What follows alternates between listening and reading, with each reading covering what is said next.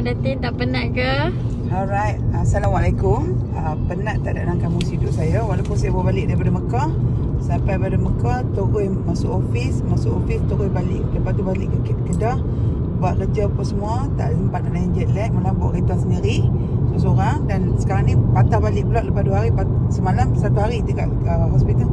Letih tak boleh ada dalam tanggungjawab, dan tak boleh bagi jadi alasan untuk kita tak boleh bekerja. Kerana kalau kita cakap pasal letih dengan mengantuk, dan kita tak boleh bangun sembahyang subuh dengan tahajud, kerana apa? Mengantuk dan letih. Tapi pasal kita sebagai seorang hamba, kita kena bangun. So dalam hidup ni kita kena ada satu benda, komitmen sebagai seorang hamba, komitmen sebagai seorang isteri, komitmen sebagai seorang anak, komitmen sebagai seorang ibu, dan komitmen sebagai seorang founder ataupun leader. Yang mana kalau you nak staff you committed, you as a leader tunjuk pukul berapa you start your day. So staff you akan nampak, okay, macam ni bos aku bekerja dan aku tak boleh lah lingkup macam tu.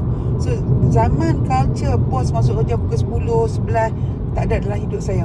Okay, dan tak ada istilah kata, oh saya rehat, saya baru sampai daripada overseas, saya ni a me time. Tak ada dalam kamus hidup saya. So this is my diary 24/7, yang mana setiap hari, setiap minggu. Dan macam ni lah saya akan fly. Saya pernah sampai je Kedah, dari Kedah ke KL, tukar beg terus pergi terbang balik ke Mekah. So dalam hidup ni kita kena ada big why yang cukup besar, big why yang kecil, yang mana on daily basis will remind us that why we start our day on daily basis, dan why we start our business on daily basis. So yang tu je.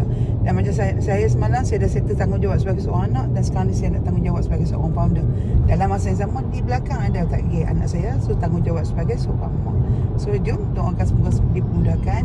Dan satu yang saya boleh beritahu ialah, apa pun dalam hidup ni, love what you doing and doing what you love. So you akan dapat energi setiap hari dan tanpa rasa letih, insyaAllah. Tapi ada orang pernah kata, tak komen, Datin, bahaya tak cukup tidur ni dan tak cukup rehat, pasal ramai dia boleh mencepatkan kita punya mati.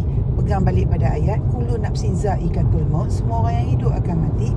So ke mana pun kita akan mati, tak cukup makan ke, tak cukup apa ke, tak payah. Tapi insyaAllah, okay, bahagian mati, ajal, maut, jodoh ni kita lepaskan Tuhan. Buat bahagian tanggungjawab kita sebagai satu manusia. Baik, Assalamualaikum.